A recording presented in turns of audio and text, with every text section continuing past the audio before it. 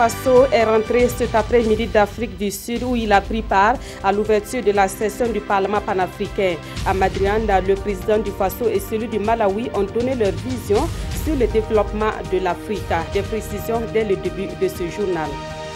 Le gouvernement et les acteurs du secteur privé burkinabé s'engagent à travailler en synergie pour développer l'économie burkinabé. Cet engagement a été pris hier à Bobo-Dioulasso à la 15e rencontre entre les deux parties. Et demain à Ouagadougou, les acteurs du secteur privé sont également attendus à la 6e conférence de l'Alliance Border-Est sur les échanges commerciaux. Nous en parlerons avec le secrétaire exécutif de cette structure, invité de ce 20h. Dans l'actualité également, depuis ce matin, des policiers et des gendarmes burkinabés bénéficient d'une formation sur la lutte contre le terrorisme. À la suite de cette formation, les bénéficiaires devront être plus opérationnels à sécuriser la ville de Ouagadougou et ses environs. Ils sont 132 agents de sécurité concernés par cette formation. Et puis, la tragédie continue en mer Méditerranée. Au moins 11 migrants sont morts et près de 200 autres portés disparus après 2 naufrages au large de la Libye. Des milliers d'autres personnes ont également été secourues le week-end écoulé. Mesdames, Messieurs, bonsoir. Merci de nous suivre. Cela dit, en marge des travaux de la 4e session ordinaire du Parlement panafricain, le président du Faso et celui du Malawi ont animé une conférence de presse à Madrian, en Afrique du Sud. Roch-Marc Christian Kaboré et Arthur Moutarika se sont exprimés sur les problèmes de l'Afrique avant de donner leur vision du développement de ce continent. On fait le point avec Souleymane Sanou et Nyarki Teda. À Madrian, dans la nation arc-en-ciel, Roch-Marc Christian Kaboré et son homologue malawite ont été interpellés sur les dossiers brûlants du moment. La question sécuritaire en Afrique était au bout de toutes les lèvres, notamment dans la bande sahélo-saharienne où est logé le Burkina. Des initiatives sont développées par une mutualisation des forces au niveau du G5 Sahel avec déjà des résultats encourageants, mais la lutte doit se poursuivre en intégrant d'autres composantes. C'est un combat que nous menons pied à pied. Ce n'est pas une victoire que nous gagnerons d'un jour à l'autre, mais en même temps, nous pensons qu'au-delà de la guerre que nous devons mener contre le terrorisme, il nous faut également engager des actions de développement dans les zones concernées. Cela est très important pour permettre aux populations également de vivre dans les bonnes conditions et de se sentir concernés par le développement dans les différents pays d'où nous relevons. Autre question abordée avec les 2 chefs d'État, l'intégration africaine et la levée des barrières économiques qui piétinent encore. Les désormais 2 ambassadeurs du Parlement panafricain se veulent rassurants. C'est une question d'étape pour qu'aucune nation, quelle que soit sa taille, ne sorte perdante. Et quand on a un marché commun, ça veut dire qu'il n'y aura plus de droits de douane et ce sera un revenu qui sera perdu. C'est l'une des questions qui sont discutées à l'Union africaine. Nous devons trouver un moyen pour que ces pays vulnérables, les pays les plus petits qui ne sont pas en mesure de concurrencer les plus grands, donc nous devons trouver des mesures pour prendre en charge cette transition pour que ces revenus soient protégés. Une fois l'intégration retrouvée, l'Afrique est unie et productive selon le président du Faso qui insiste sur la ratification de l'accord de Malabo pour donner toute la légitimité au Parlement africain. Mais déjà, le président de la Voix de l'Afrique y croit. L'Afrique est dans une démarche dynamique. Il faut avancer. Reculer, c'est la mort de l'Afrique. Donc je crois que les efforts des uns et des autres vont nous amener à court terme à doter ce Parlement de plein pouvoir législatif. Donc je crois qu'on ne peut pas avoir de crainte à ce sujet. Pour ces 2 chefs d'État, la voie est toute tracée pour faire fonctionner toutes les institutions panafricaines pour faire du continent un continent qui compte dans le monde. À l'ouverture de cette session du Parlement panafricain, le chef de l'État s'est engagé à être le porte-voix des députés africains auprès de ses homologues pour la mise en œuvre de l'accord de Malabo. Roch-Marc Christian Kaboré a également échangé avec les députés burkinabés, membres du Parlement panafricain, de même qu'avec les burkinabés vivant en Afrique du Sud.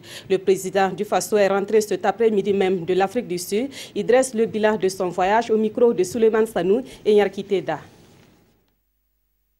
Ça a été l'occasion pour nous de réaffirmer notre attachement à ce que le Parlement puisse jouer pleinement son rôle.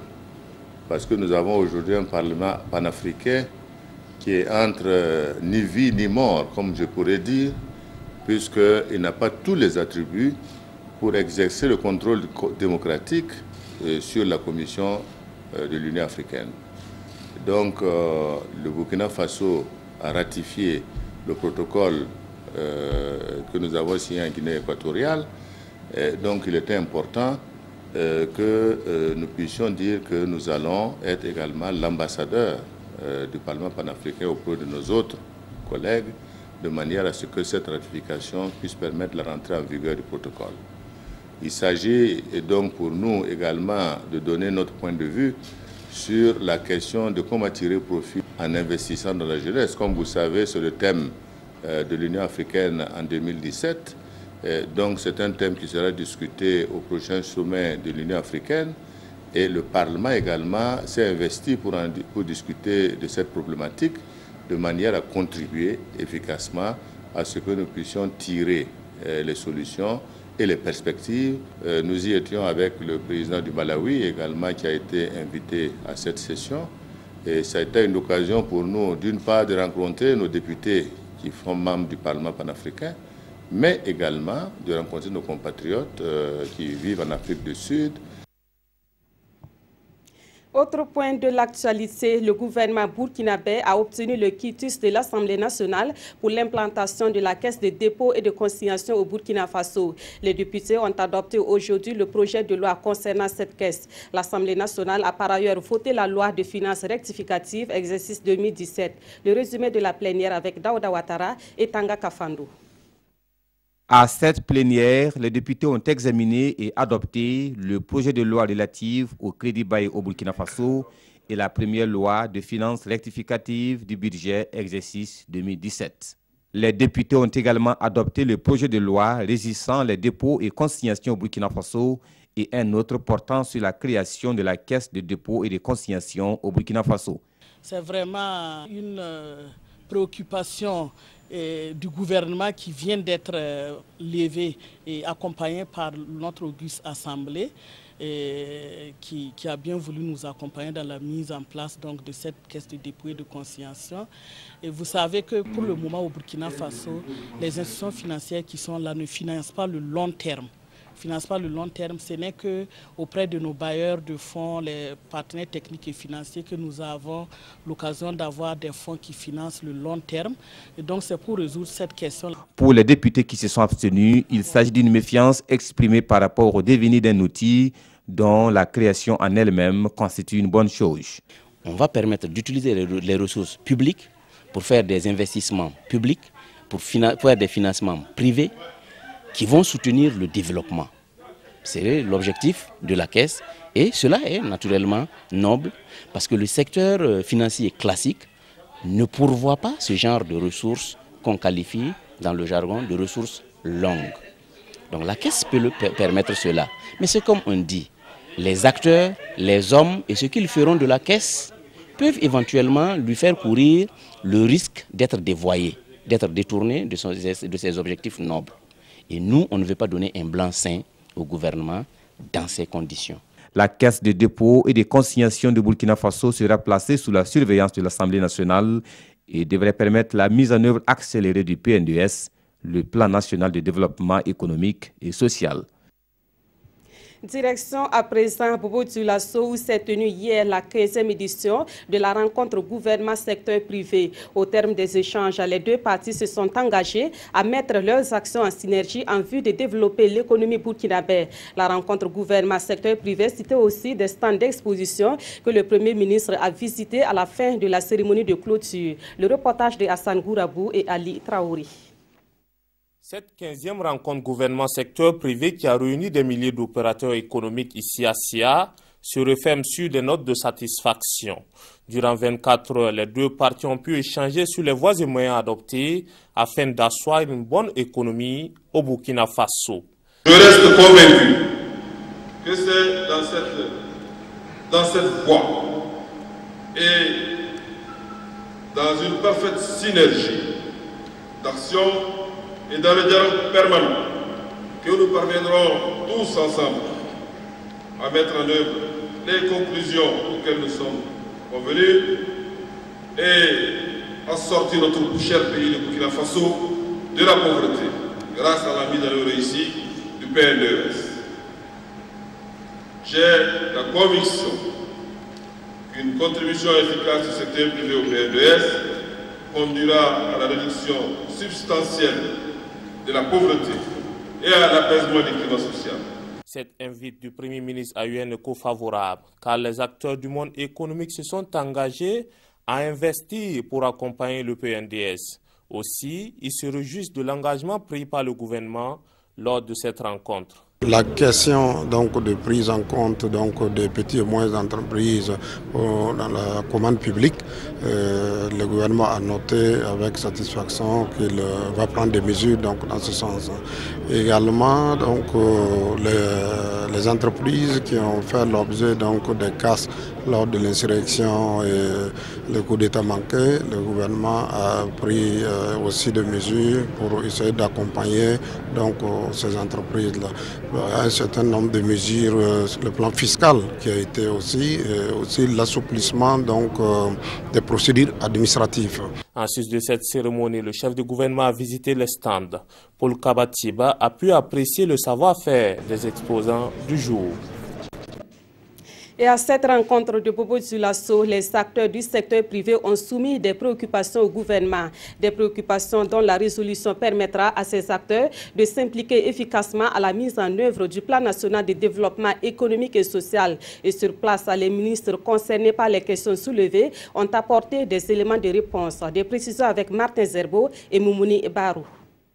Très attendu à Bobo Dioulasso dans le cadre de la 15e rencontre au gouvernement secteur privé, le Premier ministre Paul Kabatiba a suivi avec attention les préoccupations évoquées par des acteurs du secteur privé. Par exemple, les représentants du privé dans le domaine de la santé n'ont pas hésité de mentionner les obstacles auxquels ce secteur fait face, comme la question de la gratuité des soins et la prise en charge de la césarienne.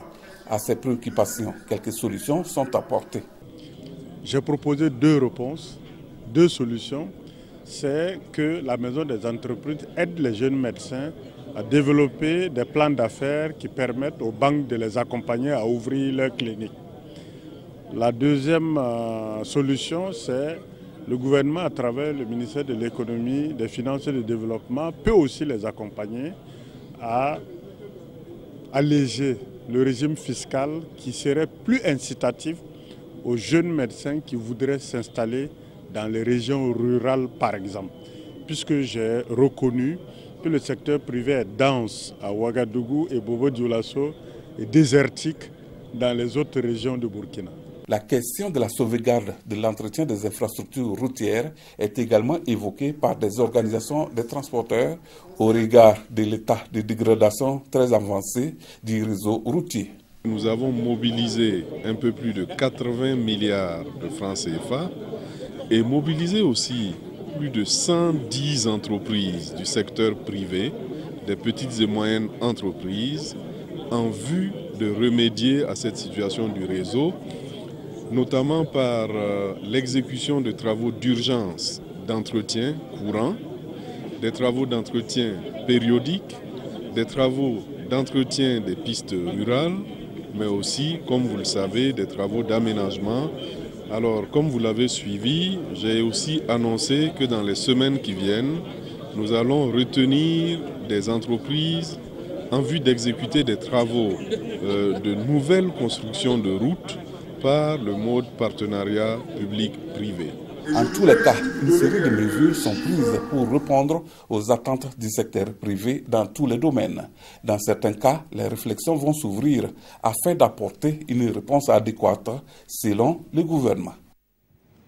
Et les acteurs du secteur privé, mais également ceux du public, vont se retrouver dans la capitale burkinabé à partir de demain pour réfléchir sur l'optimisation des échanges commerciaux. Il s'agit de la 6e conférence de l'Alliance bordelaise dont nous parlons avec l'invité de ce 20h, M. Justin Bailly, directeur exécutif de l'agence bordelaise. Bonsoir, M. Bailly. Bonsoir, madame. Alors, à quoi répond la tenue de la rencontre, la conférence donc, qui s'ouvre demain à Ouagadougou? Bien, merci. Je voudrais tout d'abord en introduction dire que l'Alliance bordelaise est une association de droit privé qui regroupe des entreprises, aussi bien privées que publiques, mais également des structures d'appui au secteur privé. Et notre mission essentielle est de contribuer justement à créer des plateformes de dialogue public-privé. Et la conférence annuelle la principale plateforme de dialogue public-privé que nous organisons, et qui a réuni un certain nombre d'acteurs, comme je le disais tantôt, pour discuter de problématiques bien précises. Et cette année, la problématique, c'est optimiser les opportunités commerciales, le rôle de la facilitation des échanges. Et concrètement, c'est ça. Donc, concrètement, disons que le choix de ce thème n'a pas été fait au hasard. Et nous l'avions même fait depuis l'année dernière sans savoir que l'accord de l'Organisation mondiale du commerce sur les échanges allait être mis en œuvre. Depuis le mois de février, l'accord de facilitation des échanges est effectivement en application dans l'ensemble des pays, d'autant plus que les 2 tiers des États membres de l'OMC l'ont ratifié. Et pour nous, cette rencontre, c'est l'occasion de réunir l'ensemble des acteurs économiques pour voir un peu quelles sont les opportunités qu'offre l'accord de facilitation des échanges, mais également les défis. Parce que, quoi qu'on dise, l'accord porte un certain nombre de réformes qui doivent être menées par les administrations, notamment les douanes, les ports, en vue, je veux dire, de simplifier, harmoniser et surtout d'afficher une certaine transparence dans la conduite des affaires. Je pense que ces 3 jours de discussion vont nous permettre effectivement de voir un peu quels sont les enjeux et également de voir un peu quels sont les défis qui sont à relever. Défis en matière de productivité, en matière de production, tout simplement pour pouvoir bénéficier justement des avantages que nous offre la FEE. Et justement, parlant de ces défis, à ce jour, quels sont véritablement les obstacles qui entravent les échanges commerciaux?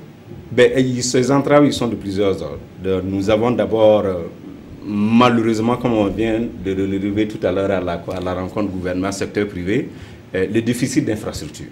Les infrastructures routières, les infrastructures portières, les infrastructures même aéroportuaires, et qui font que le coût des transports, dans une certaine mesure, ce déficit qui a un impact certain sur le coût des transports. Au-delà de l'ensemble d'infrastructures, nous avons également le comportement des hommes, c'est ce que nous appelons les barrières non tarifaires. Éventuellement, toutes les tracasseries que nous observons, je veux dire au niveau de nos différents corridors, au niveau de nos frontières. Et je suis heureux de constater que depuis un certain temps d'ailleurs, cette préoccupation est évoquée à un plus haut niveau. La preuve est que lors du dernier séjour du chef de l'État ghanéen, justement, cette question est revenue. Ça veut dire travailler effectivement à l'élimination de ces barrières non tarifaires, mais également de ces barrières tarifaires qui existent nonobstant je vais dire tous les protocoles de la CEDEAO et de l'UEMOA, ils sont au nombre d'une 50aine que nous avons recensés et qui sont destinés justement à faciliter le commerce et le transport en Afrique de l'Ouest. Voilà un certain nombre de défis et nous pensons que ces 3 jours de discussion vont nous permettre effectivement de camper le débat et de voir un peu qu'est-ce que chacun doit faire pour que ces défis soient levés et accroître l'intégration économique régionale. Et concrètement et très rapidement, qu'est-ce que vous attendez notamment des dirigeants? Et certainement, il y aura des conclusions qui seront donc formulées à la suite donc, de cette conférence. Nous attendons des dirigeants d'abord un engagement politique fort. Aujourd'hui, si nous prenons les protocoles, comme je le disais tantôt, de la CEDEAO, de l'UEMOA, une 50aine qui régissent le commerce et les transports, malheureusement, il existe encore dans certains de nos États des pays soit qui ne les appliquent pas ou qui les appliquent avec restriction. Je ne veux pas rentrer dans les détails. Ça, c'est un premier élément. Ça veut dire qu'au moins, l'ensemble des États, les 14 États de l'Afrique de l'Est, puissent se décider justement à mettre en œuvre ces protocoles pour créer les conditions justement de la libre circulation des personnes et des marchandises au niveau régional. Nous attendons également de nos structures étatiques, notamment ce que nous appelons les PDG, police, douane et gendarmerie, que c'est vrai, la question de la sécurité aujourd'hui est une question essentielle, mais malgré cette question de sécurité, quand même, que l'on puisse assurer justement la libre circulation des personnes et des marchandises au niveau régional. On l'a dit, aujourd'hui nous sommes rentrés dans une logique, je veux dire, de terrorisme. On ne sait pas quand ça va prendre fin. Mais ça ne veut pas dire non plus que nous devons cesser de faire affaire. Ça veut dire que nous devons intégrer justement les questions de sécurité, je veux dire, dans notre démarche, même au niveau des affaires, mais que contribuer effectivement. Mais nous attendons également des acteurs du secteur privé beaucoup plus de professionnalisme. Parce que on ne peut pas reprocher toujours au public un certain nombre de choses, mais il faut que le privé également se comporte de plus en plus en professionnel, un transporteur professionnel, un opérateur économique commerçant professionnel, de sorte qu'on crée cette confiance qu'il faut entre le public et le privé, et pour éviter justement de créer les terreaux aux tracasseries routières. Merci beaucoup, Monsieur Justin Bailly. Je rappelle que vous êtes le directeur exécutif de l'Alliance Borderless et vous étiez ici pour parler donc de la conférence qui s'ouvre demain dans la capitale burkinabé sur l'optimisation des échanges commerciaux. Dans la suite de ce journal, nous repartons à Bobo-Dioulasso où le Premier ministre a procédé au lancement de 3 nouveaux diplômes de spécialisation en médecine. Les cours de spécialisation seront dispensés sur place à l'Université Nazi Boni de Bobo-Dioulasso. Paul Kabatieba a salué cette avancée qui contribuera au rayonnement du système de santé au Burkina Faso. Hassan Gourabou et Karim Sissé. L'Université Nazi Boni de Bobo-Dioulasso vient d'élargir son offre de formation avec 3 nouveaux diplômes. Il s'agit entre autres du diplôme d'antibiologie et d'antibiothérapie, du diplôme interuniversitaire d'hygiène hospitalière et de sécurité des patients et du diplôme en médecine d'urgence médico-chirurgicale. C'est des spécialistes qui vont sortir et qui seront prisés par la sous-région parce que cette spécialité n'existait pas de par le passé. On ne formait pas des médecins spécialistes en urgence médicale et en urgence chirurgicale. Soit c'est en urgence médicale ou bien la chirurgie d'urgence. Donc c'est des gens qui vont sortir, qui seront très prisés parce qu'ils font même la médecine de catastrophe, la gestion donc des conflits, la gestion donc des catastrophes naturelles et artificielles. Et également par rapport aux 2 autres diplômes, c'est la gestion donc des infections. Le Premier ministre qui a procédé au lancement de ces 3 nouvelles spécialités remercie le monde universitaire pour cette vision. Une vision qui, selon Paul Kabatieba, entre dans l'axe 2 du PNDS, Plan national de développement économique et social. Je suis sûr que en lançant donc ces 3 nouvelles spécialités, ces 3 nouvelles filières à l'Institut supérieur des sciences de la santé à l'Université Nazi Boni, et je pense que nous venons également de poser un jalon supérieur, un jalon supplémentaire dans la refondation de notre système d'éducation, dans la refondation de l'école burkinabé et dans la refondation de l'université de manière générale. C'est dire donc que les médecins qui souhaitent embrasser l'une de ces 3 spécialités pourront dorénavant le faire sur place ici, à l'Université Nazi Boni de Bobo-Dioulasso.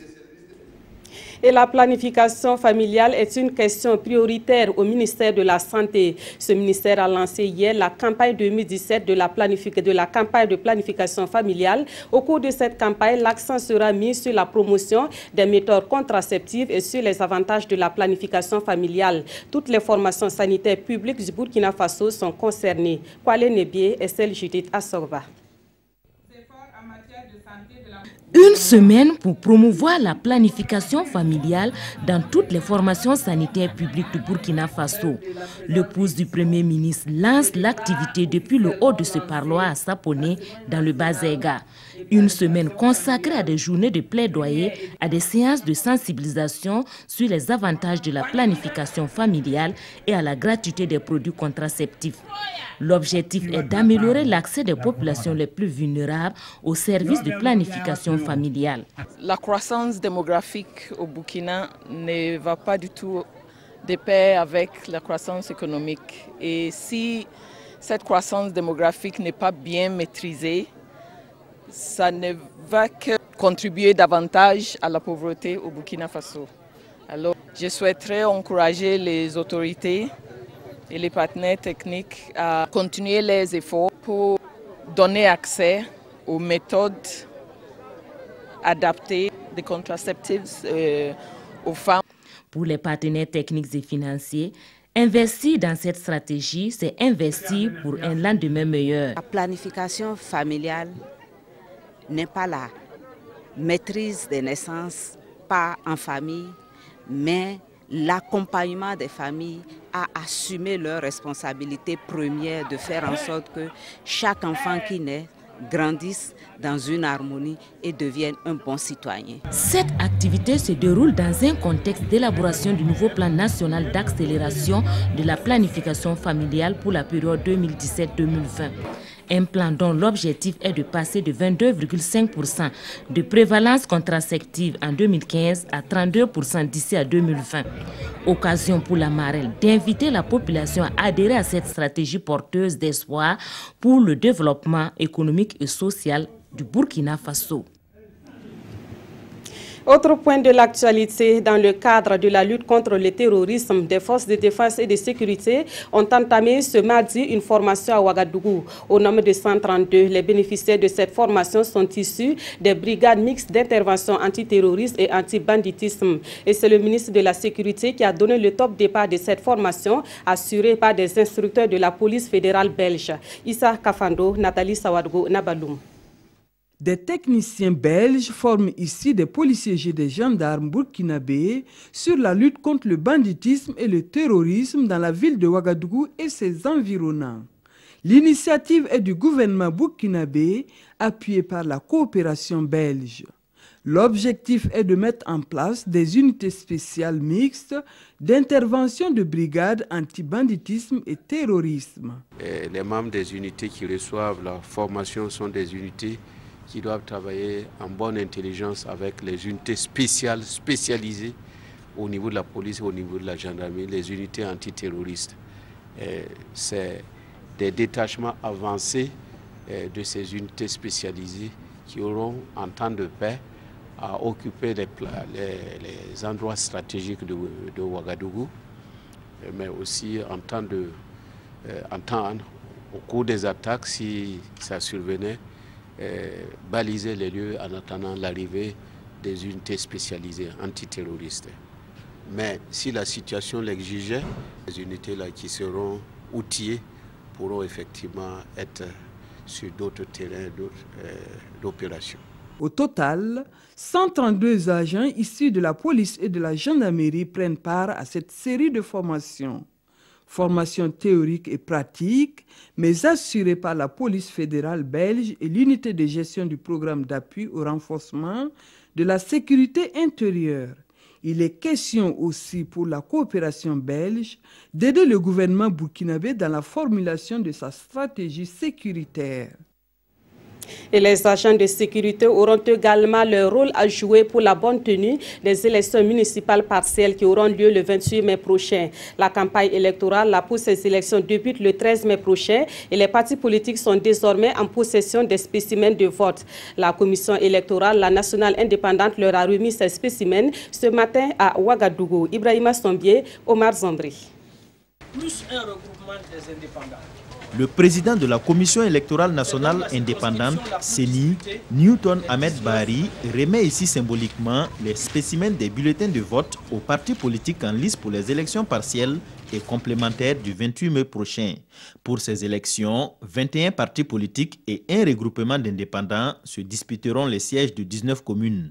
Pour le président de la CENI, le pari de tenir ces élections est en passe d'être gagné. On est en train de franchir les étapes. Celle-là est une étape importante. Ça veut dire qu'elle préfigure maintenant. On sait qui est en compétition, où et combien de partis sont en compétition sur l'ensemble des 19 communes. Avec cette remise symbolique, une étape non moins importante vient d'être franchie. Si pour l'heure, certains partis politiques sont déjà satisfaits, d'autres par contre ont un sentiment mitigé. C'est une grande satisfaction et encore félicitations à la CENI qui a respecté jusque-là son calendrier. Nous avons reçu 100 spécimens quand on sait que le minimum d'inscrits même dans la plus petite circonscription électorale fait 3000. Ce n'est pas suffisant, mais bon, on fait avec. Pour moi, ceux-là qui étaient là avant, qui n'ont pas pu s'entendre là, on devait peut-être arrêter pour les écarter. Écarter un peu pour qu'on puisse faire, en tout cas, fair play. Au regard des violences qui ont émaillé les élections précédentes, un message d'apaisement est adressé aux partis politiques en compétition et aux électeurs. La campagne politique, ce n'est pas la guerre. L'élection, ce n'est pas la guerre. C'est un grand moment de fraternité. Comme on voit un peu partout ailleurs, la désignation des représentants est un grand moment citoyen qui doit plutôt unir que désunir. Pour ces élections partielles et complémentaires, 889 bureaux de vote seront constitués et plus de 281 000 électeurs seront appelés aux urnes. Pour les partis politiques qui n'ont pu être présents à cette cérémonie de remise de spécimens, il leur est demandé de passer les récupérer au siège de la CENI. L'ouverture de la campagne électorale, quant à elle, est prévue pour ce 13 mai. Dans l'actualité également, il y a eu ce mardi une concertation entre le Conseil supérieur de la communication, la société burkinabé de télédiffusion et les éditeurs de services. Au menu de cette concertation, la télévision numérique de TNT, les inquiétudes et les innovations relatives à l'avènement de cette nouvelle technologie de diffusion ont été soulevées au cours des échanges. Salifou Belem et Yolande Lompo. Éditeurs de services, société burkinabé de télédiffusion et Conseil supérieur de la communication autour d'une même table pour échanger sur un certain nombre de questions liées au basculement vers la TNT. Sur les 35 sites prévus pour abriter les installations de la TNT, des tests de diffusion sont en cours et les réajustements se feront au fur et à mesure.